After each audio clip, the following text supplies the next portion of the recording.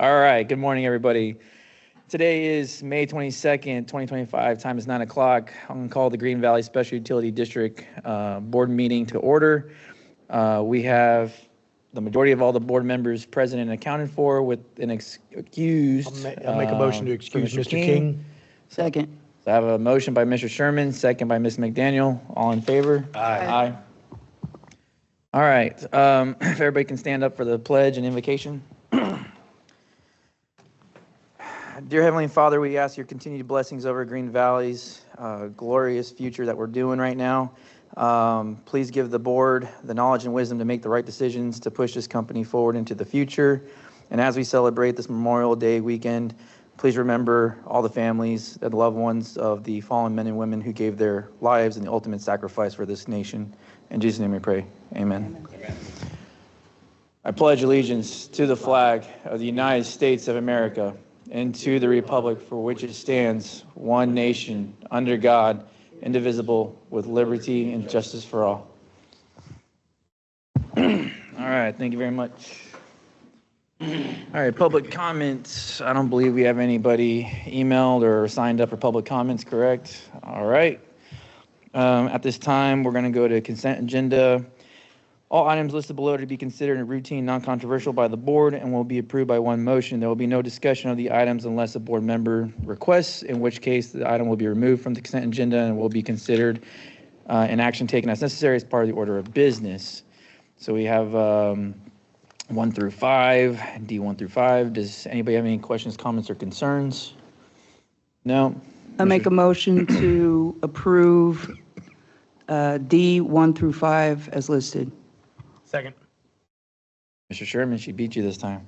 So I have a motion by Ms. McDaniel, second by Mr. Sherman. All in favor? Aye. Motion passed. Okay, at this time, we're going to change up the order of business. Mr. Gage, please sit down. Mr. Basham, want to do that. Please take the podium, please. We're going to go to E6, District Engineers Update. Good morning, board and Mr. President. Each month we sit up here and recognize employees for the hard work they do and the achievements they get. And I think it's due time to recognize our leader, Phil. Recently, we've had a couple hurdles that we've had to cross that were unforeseen and, very challenging. And through all of it, the team did great. Everybody was unwavered. Everybody was in good spirits taking care of the stuff. And I think that all starts at the top with leadership. And I just wanted to publicly acknowledge Mr. Gage and thank him for his leadership. And Kim, if you could come up. And Phil, if you could come up. As everybody knows, Phil gives everybody a coin of excellence, general manager's coin of excellence. So we thought it would be great to give Phil his own coin of excellence. So thank you, Mr. Gage. And we got that for you. Give me a note and a gift card. Okay. This is from the entire executive team too. Gina and Brian were in on this. Okay. So, This is hilarious. Which coin is? Oh, put my coin up. Y'all come up. It's still time for Come up. And thank you, John, for getting out of order for us this morning. Out of order. Let's not use those words. Yeah, out of order, yeah.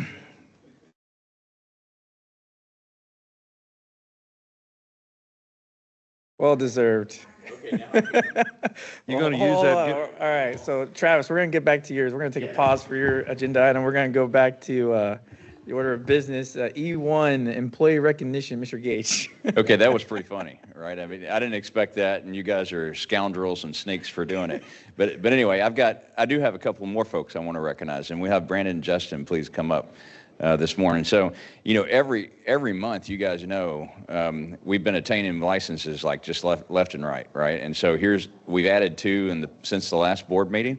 And, these guys have gotten it done, gotten their D-level license.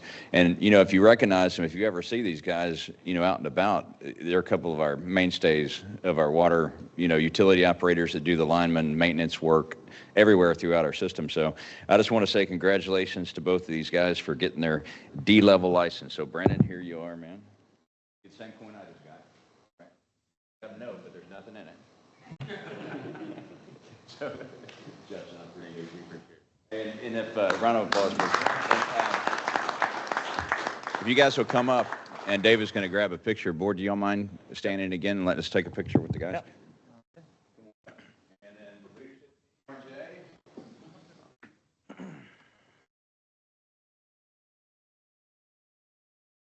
Very good. Find the angle.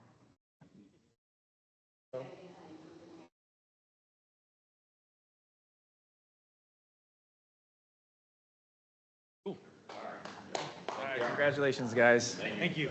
Okay, one more item of recognition that I want to do. It's impossible to bring the entirety of the Green Valley team up here that worked through our billing cycle issue last week.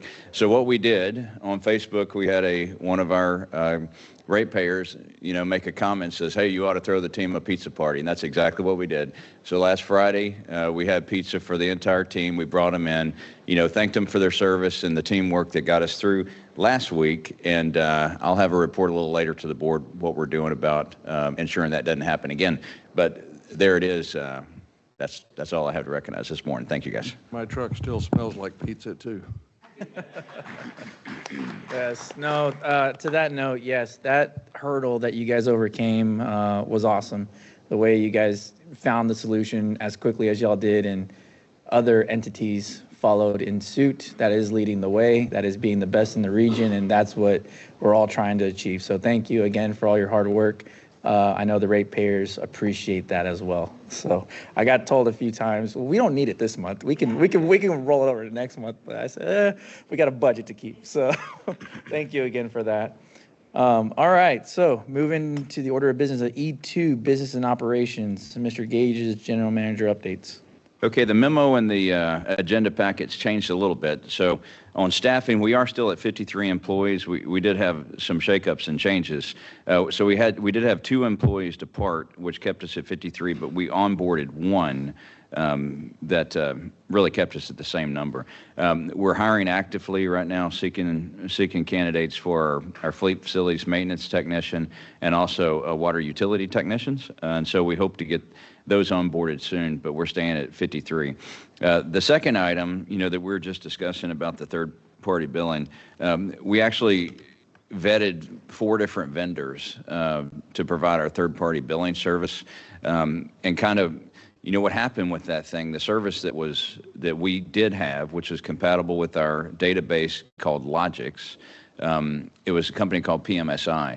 Well, they went out of business unexpectedly. Unexpectedly, I mean, it's at 4:20 in the Friday afternoon before, 2 weeks ago. They said, we're closing our doors and anything in the system's not getting sent out. And so we had to react to that quickly.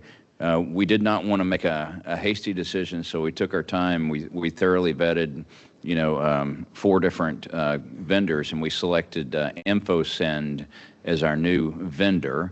To get that done. Several other local cities around us use them. Their references checked out very well.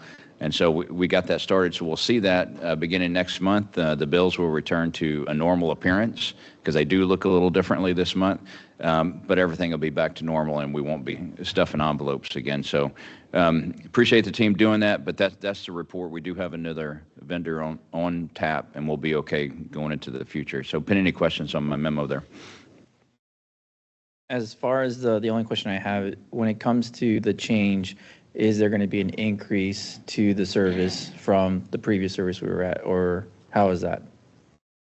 I'm sorry, I couldn't hear So you. the previous service, the cost for that versus the new cost now with the new vendor, is it a wash or is it an increase? It's comparable. I don't know if it's an exact wash, but it's comparable. Do you guys have any comments on it? No? Okay. Probably slightly more, but not dramatically. Yeah, enough it's to not shock the significantly system. different. The way the fees were broken down with the new company was much different than PMSI. So we'd have to calculate every little piece to get our final number, which is comparable, but I can't say for sure that it's going to be less. Yeah. Well, we'll see how it shakes out after the first round, and then we'll just compare from there to see what the end result was. Are we So- going to be able to get them on board in time for the next billing cycle? They're already compatible too. That was one of our big criteria, is that they're compatible with the files, that gets transmitted from Logix. But go ahead. Yeah, we'll have to run the late fees in-house again. They're not going to be ready to go live until our June 19th bill, but they're ready. It's all been set up and ready to go. They're working on all the technical parts of it right now. So we'll do the late fees in-house, which is nothing compared to what we just got through going through, and then they'll start taking over on the June 19th bill and carry it on from there. Okay. And you guys checked references, Yes, who the were city of references? Cibolo uses them. We checked that reference with Maggie over there. The city of Schertz or the city of Seguin uses them. We checked the reference over there. And then they have another one in San Marcos that we checked. And they are all very happy with them. Their turnaround time is much quicker than PMSI. They're located out of Fort Worth, so our bills get mailed out of Texas instead of having to send them to North Carolina. So that's a plus. And their response time is phenomenal, and that's very important too. So if anything ever happens with the bill run, we need a response time immediately. So we're very happy with that too. So Okay. I And feel very confident You've that this already company. vetted the local, area. There wasn't a provider that could do it easily. You kind of had to get to that point of Fort Worth being the next, I guess, qualified person or company to do that. We did go with another company in Dallas. We demoed them, but they don't do a lot of utilities. They do more governmental, and so we felt comfortable that this company does utilities. They're very used to utilities. Our bills will stay the same. They'll look the same. So it was an easy transition too. On top of, we were able to actually find people to reference that are local and are very happy with them. We were not able to do that with any of the other companies. Okay. Appreciate it. President, I just have one question. It's kind of historical. I remember when I first came on board, there was a lot of customer complaints about, by the time they got the bill in hand, it was a pretty short turnaround to the due date. Has that improved since it's being mailed not out of North Carolina? Yes, actually, that changed last year when we started getting our readings closer to our billing date. Before, we were getting our readings, and then they would sit there for about 3 weeks, and then the bills would run. Yeah. And so we rearranged that schedule, and then, yes, this is a 24-hour turnaround to where before it was 2 days, maybe 3 days before the bills would actually get in the mail. All right, thank you very much. Yes, sir. And for just a housekeeping question, so while it's absolutely the correct decision to engage someone, does the general manager have the authority to execute that document, or the board need to do that?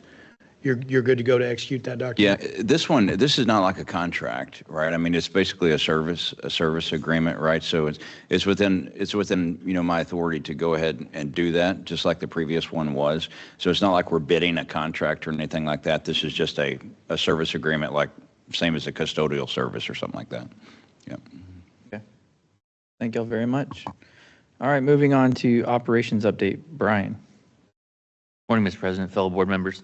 Glad to be back with the team in an official capacity. So it was a good time off. So for water operations, we are now over 19,000 connections, 19,018 to be exact. That's an increase of 123 since last month. And you can see the breakdown in the memo that was provided. Just to give some context, in 2024, we did 1,013 connections through the entire year. We are already at 498 for this year in the first 4 months. That's approximately 48% of what we did last year in total. If we continue at this pace, which we expect to see some slowdown, but we will easily surpass 1,000 connections. If we stay at the pace we're currently on, which is about a 6.4% increase monthly, we will add a total of about 1,500 connections for the entire year. So somewhere between 1,000 and 1,500 is where we're going to end up realistically for 2025, which is going to be a massive jump from historical years as we move forward. So just for some context. For water production, we did produce or purchase just shy of 600 acre feet of water for the month of April that we produced. Moving forward in the next month's report, I am going to develop a graph that will show you kind of what our allocation is for our various water sources, and then what we have pumped and or purchased from those various sources, so we can start to track that, and the board can see exactly where we stand within those levels, so that we're not hitting any regulatory issues. I know Edwards Aquifer has a 40% cut because of the, not cut, but curtailment because of their levels. So we want to make sure we don't go above what our allocation is for that. And this will help us make sure that we track all of that moving forward. And you'll see that in the next month's report.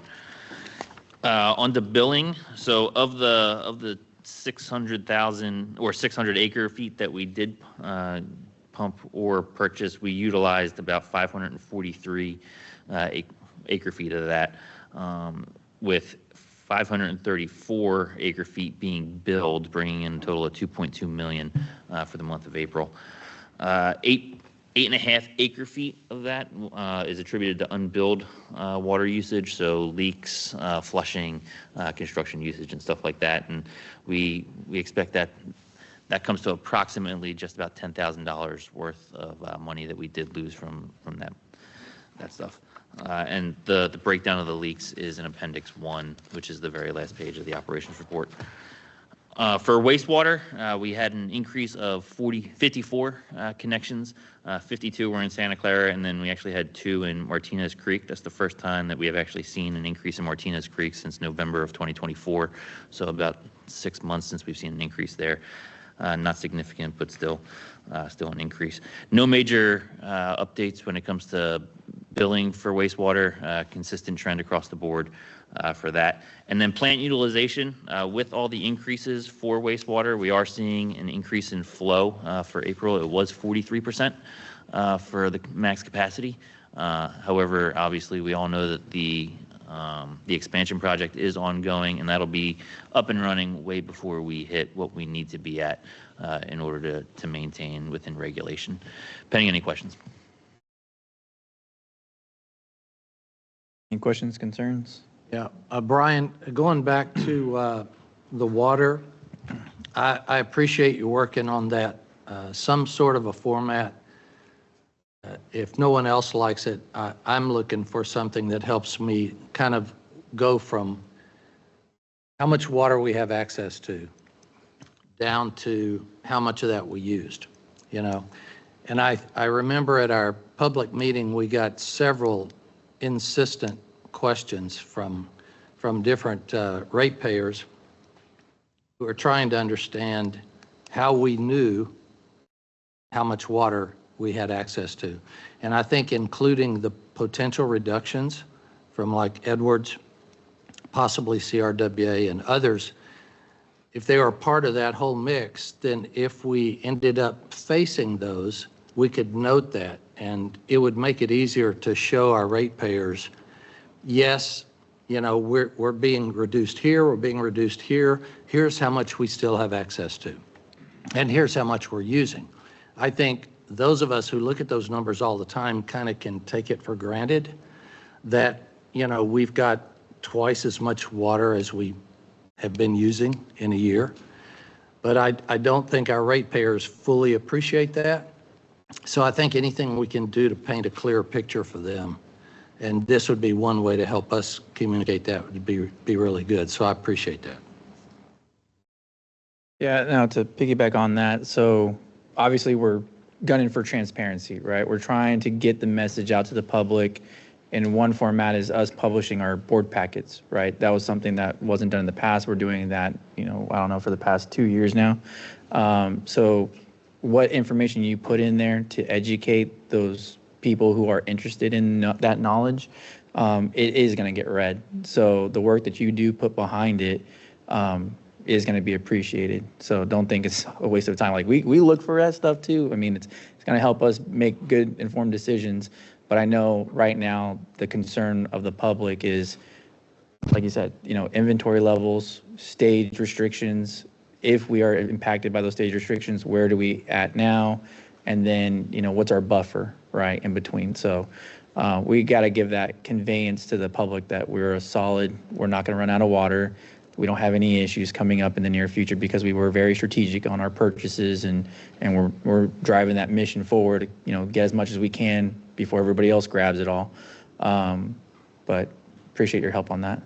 Acknowledge. And the intent is to show, so whatever those curtailment percentages are, this is where this is what the line is. And then we want to make sure that we obviously don't go above that red line. So, Yeah. so the whole point is to make sure that people know we are staying within what we need to do. Perfect. Thank you. I think we also need to find some way to really make it comprehensible exactly what an acre foot of water is. Because when you sit here and you say a total of 8.47 acre feet, okay, we understand that terminology, but to the common person, that doesn't sound like a lot. 8.47 acre feet. We need to come up with some way to make it More understandable. correct. Like if, Maybe a pi- frequently a asked pi- questions section. yeah, that define or, acre-foot. 325,000 gallons. Yeah, but I think. but still, that like, $325. that equals How- 15 like an Olympic Olympic-sized pools. pool, yeah. So, We I need to mean, make it something something where that they people can relate to, understand. so. 15 pools. Or a um, water tower, yeah. right? Just in relation so people can grasp that magnitude of, well, if they have a whole water tower and a storage tank, that in itself is X amount. So something that they can kind of relate to in some way, shape, or form. I think it's just trying to educate the public in a way that they can understand it without them obviously being in the business, but given that reassurance like, hey, this is what you have in the lines in the towers at one given point. I think we have 4 or 5 acre feet at one given time. 42. 42, sorry, yeah, thank you. Decimal was a little moved over. But yeah, that's a lot. So people just need to kind of grasp that education on that end, and you guys got it, so you'll figure it out.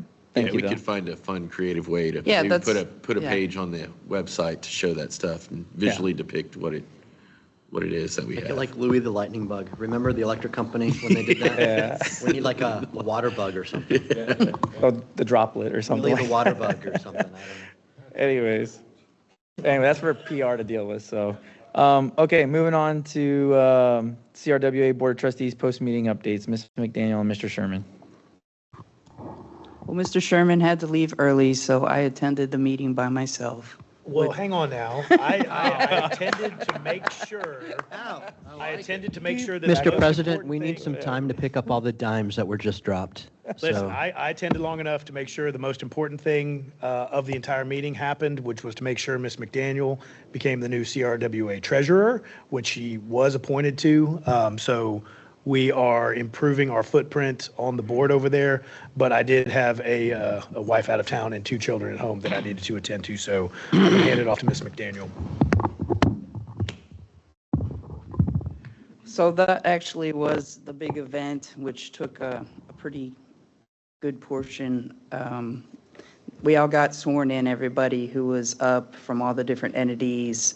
And then they did do the appointments. So, I can read who was appointed. So Brandon Rohan from East Central was appointed the president. Regina Frankie from Crystal Clear was the vice president. I was appointed as treasurer, and by becoming treasurer, I automatically also become chair of the budget committee. So this year, Green Valley will have a lot of input into the budget season and the budget planning of CRWA. And then Ted Gibbs from the city of Cibolo, he's the secretary now. So they did a lot of talk about Lake Dunlap, water treatment plants, and the strainer improvements that are going on. The contract's in place. They're doing tank rehabilitation. There was more talk about the Hayes Caldwell project. They're doing the mobile membrane filtration unit, a pilot study, a couple of improvements on phase 1 and 2. And then I guess one of the oddly strange things was they had a presentation by the Guadalupe River Habitat conservation. And basically, they want CRWA now to take part in doing a conservation plan. If anybody wants to see, there's 6 different species that we have to protect now. It involves 3 different types of mussels, a fish, and 2 different types of birds. Well, in order for us to participate in this, CRWA has to, they have to produce $45,000 to get into this conservation plan, which apparently is very, very important, because if we do find any of this stuff and somehow hurt it or damage it, we would get a huge fine for it. CRWA would get a huge fine for it. So that was, that's up for, I guess at the next meeting, they're going to talk about if they want to participate in this conservation plan with GBRA. Other than that, that was pretty much it. And I do have a question about that. Is this being, and probably Shan too, is this a Texas mandated thing that if we don't protect this clam or mussel, we're going to get in trouble? Or is this just an environmental, they want to protect it to be nice to the environment? Which one is it? So, my understanding of it is, yes, you would get fined if you damaged or hurt any of these species. And James, this was brought up last year. Approximately last year, we had a visit from these folks before. We participated in some level, which I was kind of fuzzy on, because it's going to see if there are, it's basically paying to investigate if we're damaging something. Yeah, that's what I'm going after. This is exactly why California is in the water crisis that California is, over a 1-inch fish. Because something like this started in California, and they found a 1-inch fish, and then they devastated farming. They devastated everything. California used to be the dairy capital of America. Sorry, Wisconsin. But because of this 1-inch fish. And from what I've seen from this is an environmental group that is trying to get the Texas legislature to protect this stuff. But as right now, it is not protected. We don't need to help them. And maybe that's just me being a jerk, My but thought process, in the previous discussions on this was, we just built a dam, right there. Like, what is CRWA going to, how is CRWA going to impact river system any more than tearing down, having a dam fail, and 2, replacing the dam? Yeah. That's a very impactful to the stream. So if that was acceptable, surely us drawing water out of the lake to treat it is acceptable. and that's what they said in California 15 years ago. Well, this isn't going to impact our water if we protect this fish. And then look at the drought that California is in because of this. So that's why I was asking Shan, is this something that is Texas legislated where we have to protect it? Or is this, we just want to be nice, and then eventually it's going to be, we have to be nice, and then we lose water sources because of it? Here, well, I'll go first and just add something else, right? So all your concerns, everything everyone just said just then in that discussion, one of the issues is when it was presented to the Board of Trustees, no information was presented to the Board of Managers, right? So the questions at the manager level are such things like, is this mandatory? Where's the statute, right? Does this extend protection to all member entities if CRWA buys into it? Not buys into it's not the right word, participates, in this, and what protections do you actually have? And so when it was presented to the board, without the Board of Managers input, Board of Managers had no recommendation on it because it wasn't presented to us. So the board members kind of saw it for the first time. And then so essentially they're going to kick it back to the Board of Managers for us to review it and ask these questions and, in that meeting, and then bring forth again to the Board of Trustees. So it's not like we have to make a decision on it next month, but the Board of Managers are going to get to swing at the pitch. Okay, all right, Shan. And before Shan goes, and fortunately, James, Mr. Gage is now the chair of the Board of Managers. So your input will be heard. Yes. I appreciate that. Thank you. Yeah, personal. And the short answer here is I'm very familiar with state law, including environmental law, and to my knowledge, this is not a state requirement. So if there is a requirement, it's a federal requirement. But I'll have to do a little digging. take a few minutes and get back to you with an answer. Yeah, please, definitely, because this is exactly like by the book how this started in California. An environmental company come in and they said, hey, let's protect this fish. And everyone was like, it's not that big of a deal. Let's go ahead and do it. And the next thing you know, there's no more farming, no more dairy in California. And now Wisconsin is the dairy capital of this. And it's all over a 1-inch fish. So, Yeah, personal opinion, just from a perspective in all my many years, is this is a fishing expedition, but they're not fishing for fish, they're fishing for money. Simple as that. And it'll grow. So I'm also looking at this, I do have a copy of the presentation.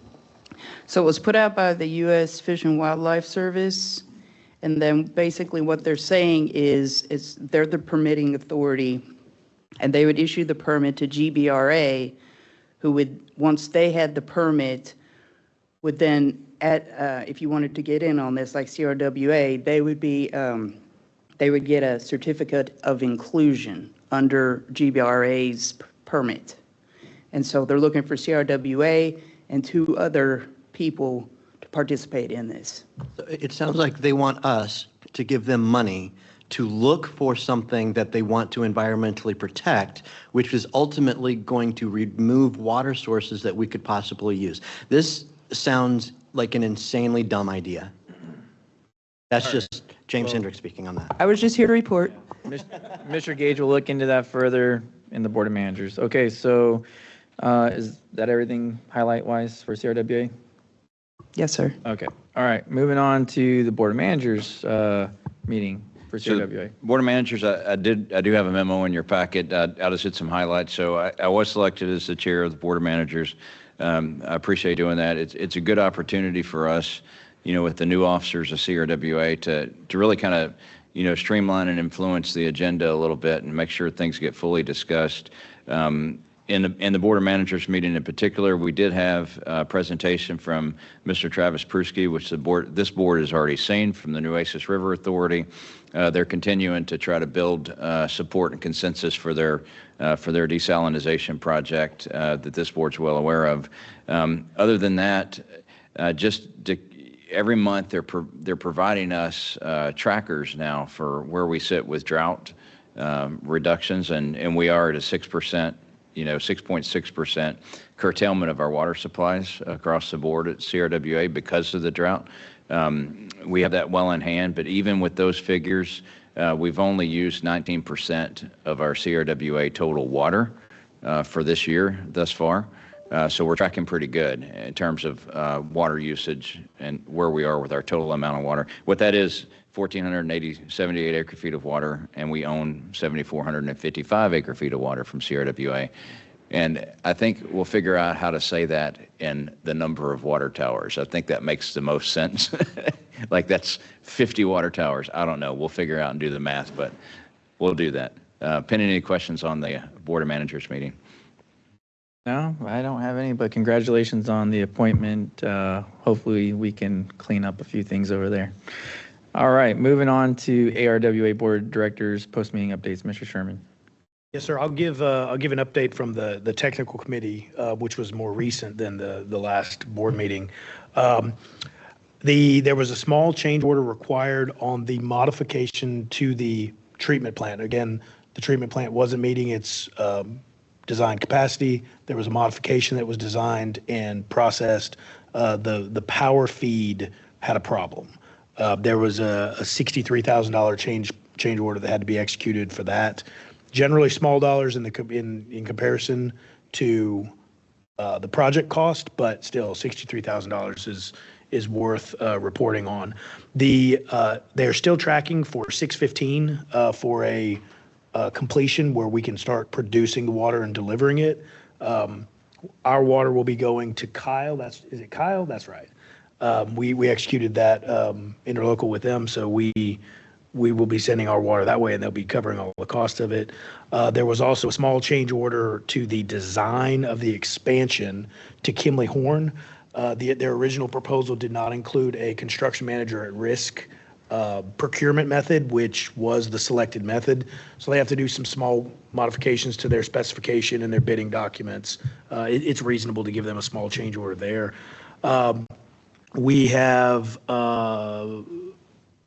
there was a water resource study that was done, which is wise, because that will evaluate the groundwater more closely, and hopefully we don't make the same mistake we made before with not knowing the characteristics of our water. That was a budgeted amount in this budget year. It was a total of $140,000 fee. Freeze and Nichols was awarded that. And then the one item that I highlighted on here for legislative issues, there's a Senate bill, and I didn't jot down the number, but the Senate bill for the funding for the water, the state funding for water, the Senate bill focuses on new water and desalinization specifically, which relates to some of what we're talking about, on additional water sources here. So 80% of the money going to new water and 20% going to rehab. The House version of the bill wants to let the Texas Water Development Board decide how to spend the money. So I like the Senate bill better. Personally, the way it's set up. So those were the highlights from ARWA's technical committee. Okay. Any other questions, concerns? Nope. Moving on. All right. Thank you. Moving on to E6, District Engineers Update Continuation. Mr. Basham. I'm back. This month, we had a little bit of an uptick in projects. We've added a couple in design. We have 63 in design, 61 in construction, and 12 in closeout for a total of 138 total projects. Worth noting, we have in the 12 that are in closeout, 9 of those are water projects. So we will be getting a lot of meters being set very soon if 9 of those are in the closeout phase. Just a brief update on the capital improvement projects. We've completed the purchase of the land on Lower Seguin Road for the future Plant 15. We signed on that a couple weeks ago, and so that one's complete. Most of the projects are moving forward in design. Design's progressing pretty well. We've started the other 2 plant projects, the elevated storage tank on Plant 9, new elevated storage tank. And then we had a kickoff meeting for Plant 17, which is north of 35. These projects were added to the budget when we amended the budget last month. As I noted in the report, a lot of these projects are tracking on the same schedule. That just being adding staff like myself and getting some of these projects kicked off. So in a year or so, you could all gripe at me when you're dodging construction traffic on your way here to a board meeting, because we're gonna have quite a bit of construction going on. I think everywhere you look, you'll probably see some sort of excavator or loader putting pipe in the ground or holding something up. On the Santa Clara project, the expansion that's going on in construction right now. Last month, I provided a photo in there, and Nick had the opportunity to join us for the medallion placement with Archer Western. They have a tradition where the first concrete pour of each job, they add a medallion in for basically safety and good luck. And I forgot exactly where they get the medallion from, but it's some Catholic nunnery up in Chicago. They've been doing the tradition for over 100 years, and so they let us participate in that. And I thought that was pretty cool. But more important business on it. They've completed in the last 30 days. They've completed the fill for all the pad sites. They've installed the gravity main and manholes that are leaving the site. They've installed the 16-inch effluent line A pipe and riser, and they have excavated, formed, and placed steel on multiple pads. And as of now, I think majority of those pads they've placed concrete. I split my report last week into like a past 30 days, and I look forward the next 30 days, which was provided by Archer Western. They've been placing concrete on multiple pads. The next 30 days, they're going to install the RAS and WAS lines that go throughout the basins. They're installing the 6-inch backwash line, which that, I don't have an exact price on that, but that will be a change order on that one. The operators, once they got down to installing or bringing it to the site, our operators out there noticed that they would prefer it going back to the lift station in the gravity main. They were dumping this backwash water into a certain process basin, I guess you would call it. And Claire reached out to me and said, hey, is there any way we could change this? I think it's a better operation doing it this way. And so we did catch that one a little late in the game, but it's an easy adjustment, and I don't think it'll be a very drastic change order. It's just adding gravity line and going down and tying into an existing line. The big news, though, on the next 30 days, AUC, I don't know if anybody's passed by the plant, but AUC is mobilized and out there, and they're currently installing the clarifier. Go out there this week. I have pictures from last week that I provided in the report, but if you go out there this week, it really looks like construction's booming. There's like 3 cranes out there holding up the clarifier. You've got vertical concrete structures going up, so progress is being had on that. Before we move on, Travis, Yes. do you know offhand the substantial completion date for the project? Yes, sir. It is November 10th, 2025. I've got it in my capital improvement updates. Okay, I missed it. The 43% capacity in Brian's report, and then, we need to track, comparing where they're at. So, Yeah. So we're gonna make it. And we've got I think the contractor's doing everything they can too to make sure they make that date. They've really progressed. They had the couple hiccups they've ran into, but they've gotten pretty good at getting back on track. So that's all I have though for the engineering update. If anybody's got any questions, I'd be more than happy to. Are they working Saturdays? Yes. So AUC requested, since their guys were out of town, they requested to work on the weekends, and we approved that work on the weekends. So basically they wanted to keep up with schedule, and I think they just wanted to keep their guys busy on the weekends. So. Okay. Yeah. All right. Thanks for the update. Sir. All right. Going to committee reports. Construction Committee, Mr. Sherman. Down to my notes here. So all the committee was present, went over a few non-standard service agreements and an update on the treatment plant that Mr. Basham just gave us. The we called it the Santa Clara track. That one didn't have a name. That's the ones that are in our packet today, Travis. Is that correct? Yes, sir. So we went over all those. Staff and the committee all, recommend approval for all of these NSSAs. And we had, a good more detailed than probably normal.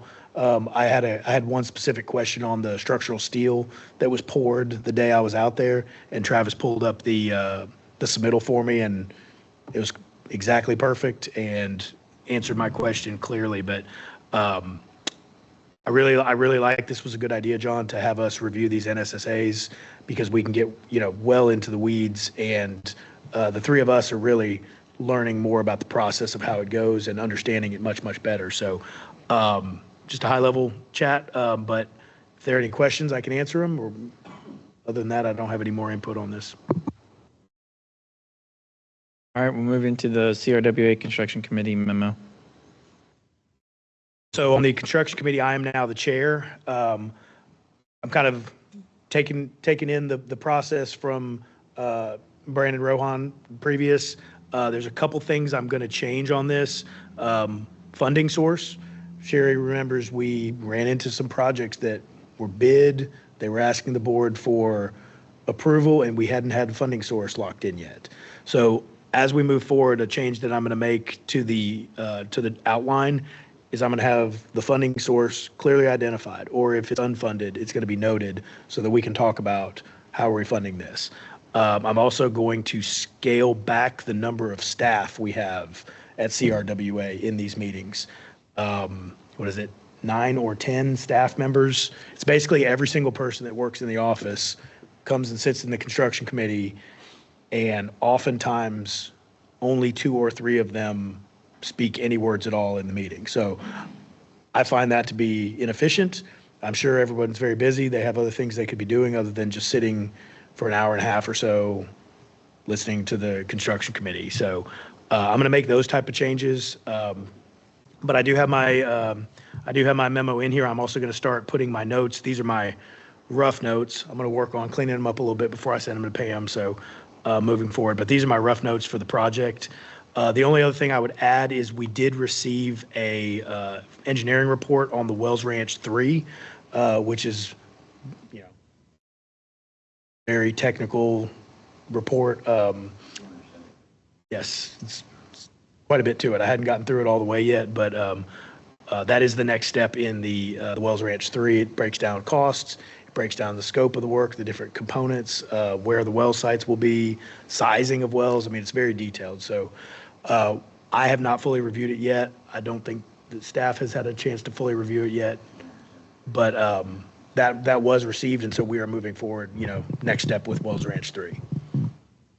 Any specific questions I can answer for you here on my notes. Good. All right. Moving on to item F, Strategic Water Conservation Committee assignments. So, Mr. Gage and I talking about, the town hall and doing kind of the after action review on that. And we felt that now that the bylaw committee's kind of wrapped up, did their job, we executed the new bylaws for the board, we can incorporate that committee into now the Strategic Water Conservation Committee to focus on water conservation efforts that we are currently not doing, can be doing, what our legal options are, and diving into that a lot more. Obviously, this past year has been a lot of in-house cleanup and reorganization, but now we can get back to more of the mission-driven water company type mindset on what else can we be doing to save on water that we haven't been dealing with or thinking of. So the assignments, I would like Mr. Cumby to chair that committee. If you would like, Mr. Robertson, I'd like for you to participate in that. And I know everybody else is kind of strung out on committee assignments. So do I have a volunteer to be the third person? It'd be Britt. All right. Here, he's got to do We're it. on volunteer Britt. All right. You miss a meeting, that's your punishment. Yes, All right, that's what you Mr. get. King, heads up, it's coming your way. So appreciate your support. I know you're thinking of us right now. So your ears are probably ringing too. So, all right, that would be the 3 members on that committee. We would be expecting, updates, meetings scheduled with staff. Mr. Gage, if you want to figure out what staff members need to be involved in that. And then we can try to get some deliverables and kind of outline what we're trying to achieve in that aspect. So I'll let you run with it and make it as best you can.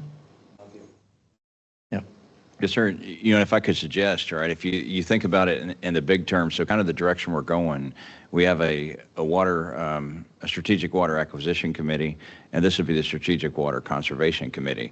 And those 2 committees kind of go hand in hand with the finance committee, because one of the first things I'm going to ask Mr. Cumby to look at and help me with is figuring out how to do our rate structure that promotes conservation.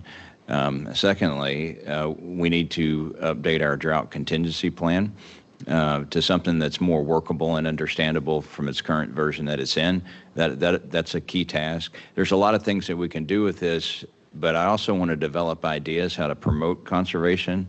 And I can't think of no other better way to do that than to have our board members who are out in the communities help us with ideas of what would resonate, right, with conservation across the board. So it's a great opportunity. I thank Mr. Frias for establishing the committee. I think it's going to be very helpful. All right, Mr. Cumby, great things ahead. Thank you. All right, moving on to item G, consideration and possible action related to non-standard water and wastewater service agreements. We have G1, 2, and 3. Do we have any comments, concerns, or questions about these from any board members, staff? And again, the committee reviewed these, and we unanimously recommended approval. Staff also unanimously recommended approval on all 3 of these. Awesome. And all of these NSSAs, the receiving party or the party that applied for this, they all understand the timelines, they understand all the issues and concerns possibly facing with futures and whatnot, correct? Yes, sir. They all have capacity trigger points, and they all explain, where the water's coming from, how it's getting to them, and, the adequate water supply, and then the same on the sewer side. It has when the sewer capacity is available to said development. Awesome. So all parties are on the knowledge, there's no misunderstandings, no conflicts? Yes, sir. Concernings, okay. No conflicts. Cool. With that, I'll Are we take a doing these motion. together, or do we have to do them individually? I can't remember.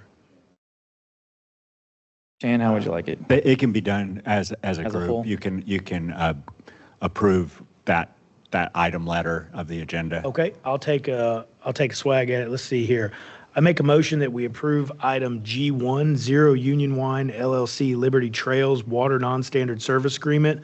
Item G2, Kingfish Development LLC Santa Clara 47.8 acre tract Water Non-Standard Service Agreement.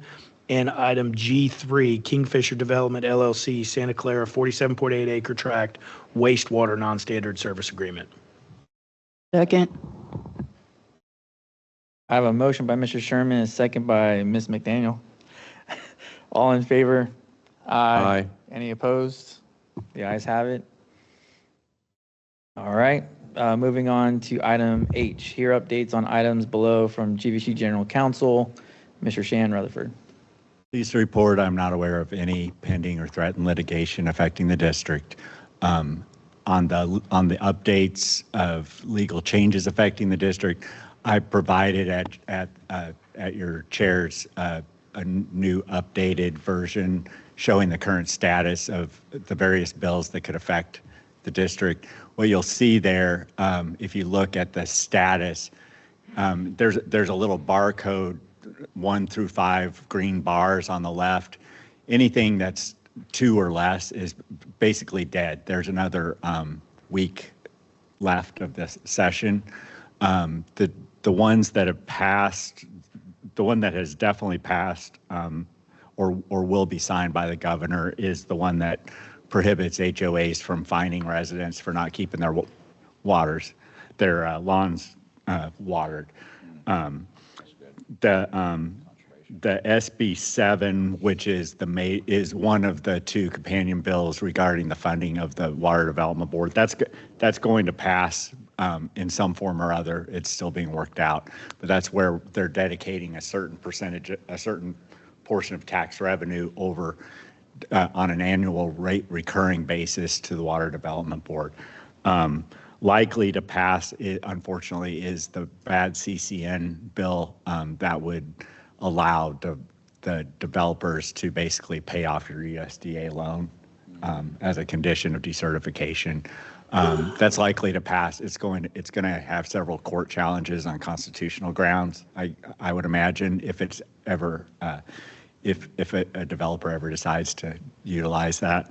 On the density, Mr. Hendricks's favorite bill is going to pass, very likely to pass, and that is the bill that it prohibits you from restricting lot sizes to less than to any requirement that a lot size be greater than 20 feet in width can't be regulated by the cities that are subject to this bill, which are at this point, and we've talked about the creep in our previous meetings, but at this point it's cities with a population of 150,000 or more.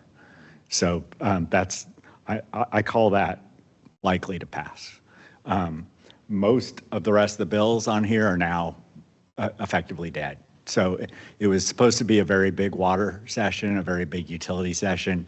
It's been much less of one than anticipated. That's all I got. I had a question. I didn't catch the number on it. I'm sorry. The one that the developer can pay off the USDA loans? Yes. I guess my question is, we have specifically, a lot of people have specifically secured USDA loans to protect our CCNs. This is basically making that protection null and void now? If it's, yes, subject, again, just subject to court action because this kind of bill really gets to basic kind of contractual rights and obligations, and it seems to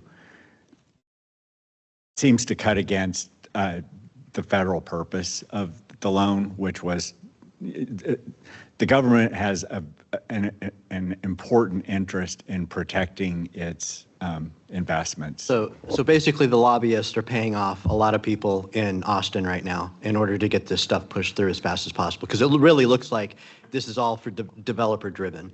There's nothing good for ratepayers, and there's nothing good for utilities coming out of this, other than the developers get to build more and more and more.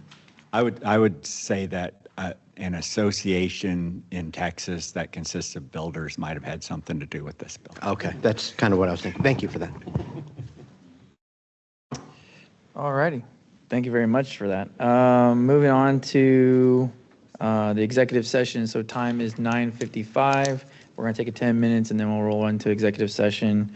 And we're going to be going in accordance with Texas Government Code Section 551.071, 551.074, and 551.076.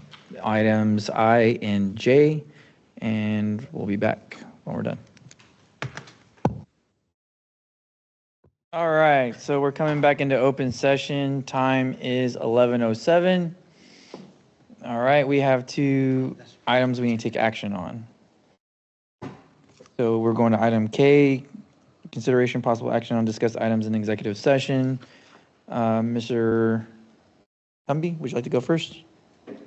Make a motion to authorize the general manager to sign a memorandum of understanding between Guadalupe Blanco River Authority and Green Valley Special Utility District relating to the possible acquisition of 4,000 acre-feet of treated water as discussed in executive session.